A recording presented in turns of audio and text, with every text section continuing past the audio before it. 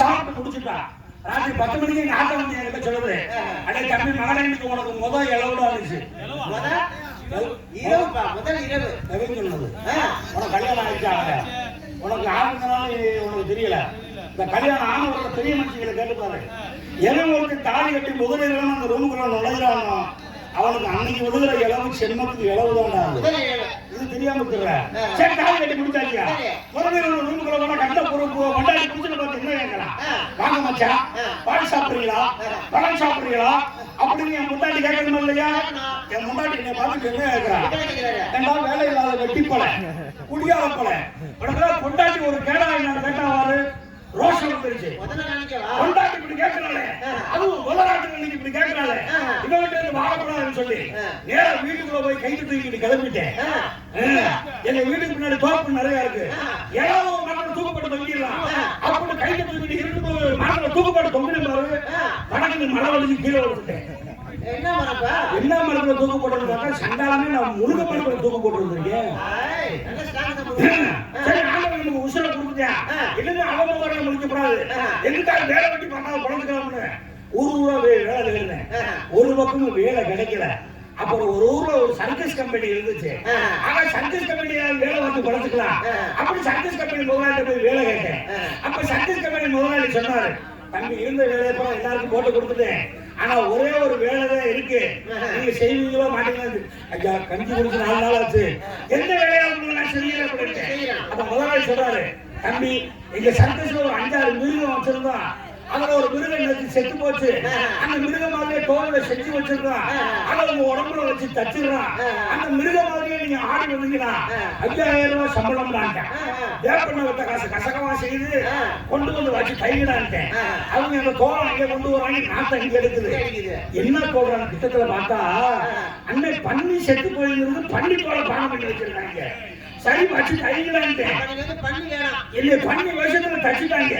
நானும் பண்ணி மாதிரியே 4 நாள் பச்சையில நிக்கிறேன். அதுக்குள்ள விசில் அடிச்சு பண்ணி அடிச்சு சர்க்கஸ் ஆரம்பிச்சுட்டாங்க. ஆம்பளை போய் ஆம்பளை வச்சே காட்டுறேன், பொம்பளை போய் பொம்பளை வச்சே காட்டுறோம், 1.5 சைக்கிள் 1.25 சைக்கிள் 4 சைக்கிள் ஓட்டுறாங்க. அப்ப கூட்டத்துல ஒரு ஆளு இதுக்கு போறே ஆறா பாக்குறது அந்த மிருகங்களை விடுறான்ட்டாங்க. இருக்கிறதே பெருசு யானை. முதல்ல யானையை விட்டாங்க. யானை போய் சைக்கிள் ஓட்டி மையானத்துல பந்து விளையாண்டுச்சுல கூட்டமும் முஸ்லிம் பயங்கரமா கையெழுத்து நடந்துகிட்டு இருக்கு. எனக்கு ஒரு சந்தோஷம், யாருக்கே ஒரு கைதட்டு கிடைக்குது. நம்ம பண்டி தேசத்துல இருக்கேன், நமக்கு கைதட்டு கிடைக்காம சந்தோஷத்துல இருக்கேன். யானை வந்துருச்சு. 2வது குதிரை அனுப்பி விட்டாங்க. குதிரை போய் மைதானத்துல லக்கடி லக்கடி லக்கடி லக்கடி ரவுண்டு கட்டி வந்துகிட்டு. அப்போ கைதட்டு விஷயம் பயங்கரமா நடக்குது. குதிரைக்கே கைதட்டு கிடைக்கும் போது நமக்கு கிடைக்காம இருக்குமா? சந்தோஷத்துல இருந்துகிட்டு இருக்கேன். குதிரை வந்துச்சோ இல்லையா, மலைச்சில 3வது நான் தவிட்டேன். நானும் போய் மைதானத்துல உரு உரு உரு உருன்னு 5 சுத்து சுத்தி 6வது சுத்து சுத்தின பாருங்க. அப்பதான் சனியை உச்சத்துல நிக்க ஆரம்பிச்சுட்டான். அவ்வளவு நேரம் இதே மாதிரி ஒரு குடியார போய் போதையிலே படுத்து கிடந்திருக்கான். நான் போன நேரம் போதை தெளிஞ்சு போச்சு. எந்திரிச்சு கண்ணை தொடச்சு ஊத்து ஊத்து பார்த்துதான் மைதானத்துல வந்துட்டான். சரி நான் கூட நினைச்சேன், இருந்தாலும் நமக்கு அன்பளிப்பு கொடுக்கிட்ட வராங்களுக்கு நினைச்சு நானும் சுத்திக்கிட்டு இருக்கேன். அந்த விட்டா நிறுத்தினா சர்க்கஸ் சாப்பிடுறேன். படகு நானும் நின்றுட்டேன். சர்க்கஸ் கம்பெனி முதலாளி கூப்பிடுறாங்க அப்படின்ட்டான். அப்பவும் நினைக்கிறேன் ஒருவேளை முதலாளி கையில கொடுத்து அன்பளிப்பு கொடுக்க சொல்றான் போலக்கு நின்றுகிட்டு இருக்கேன். முதலாளி வந்தாரு, நான் தாங்க முதலாளினாரு. இந்த ஊர்ல சர்க்கஸ் வச்சு நடத்த நினைக்கிறேன், இல்ல கொட்டாய டீ வச்சு கொடுத்துவாங்க கேட்கிறேன். என்னங்க தப்பு நடந்து வச்சு முதலாளி பழனி கேட்கிறேன்.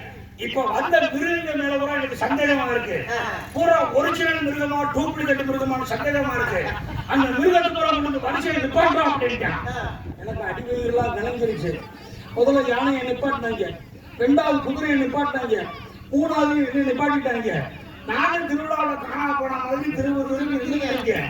அப்ப நிப்பாட்டி முதலாளி சொல்றாரு, அதுக்கு அந்த குதிரை போய் சொல்றான், டேய் இந்த மிருகத்து பூரா நான் சோதனை பண்ணணும்னா டேய் அந்த மிருகப்புறா என்னென்ன திங்கமா கொண்டு முன்னாடி வைத்தாங்க. முதல்ல யானை கிட்டக்குள்ள வந்தாங்க. 2 தென்னை மட்டையை வெட்டி போட்டாங்க, ஒரு கரும்பு போட்டாங்க. யானை விருண்டு போயிருச்சு. குதிரை கிட்டக்குள்ள வந்தாங்க, கொள்ளையும் போட்டாங்க, புள்ளையும் போட்டாங்க. குதிரை விருண்டு போயிருச்சு. அண்ணே இளப்பாண்டேன், நான் பண்ணி வேஷத்துல இருக்கிறேன். தம்பி சேர்க்கிறாரு, நான் பண்ணி வேஷத்துல இருக்கிறேன். பண்ணி என்னையா திங்க 2 தட்டு நிறைய அல்ல போனாங்க பாரு. அங்க பிடிச்ச ஓட்ட இங்க வந்துதான் நிக்கிறேன். அந்த கதை மாதிரி இன்னுமே கொண்டாடி போக நான் முடிக்க மாட்டேன். இப்படி நீங்கள் விடிய சிரிக்க வேண்டும். வாய் விட்டு சிரித்தால் நோய் விட்டு போவது கூறியிருக்கிறார்கள் கேட்டுக்கொண்டு இந்த நாடகத்திற்கு வரவேற்கும் அத்தனை நல்ல உள்ளங்களையும் எங்கள் நாடக கலைஞர் சார்பாக இருகலங்குப்பி வருகிற வரவேற்றுக் கொண்டு எங்களது நாடகத்தை இனியே துவங்குகிறோம். நன்றி கலந்த வணக்கம் வணக்கம் வணக்கம் வணக்கம்.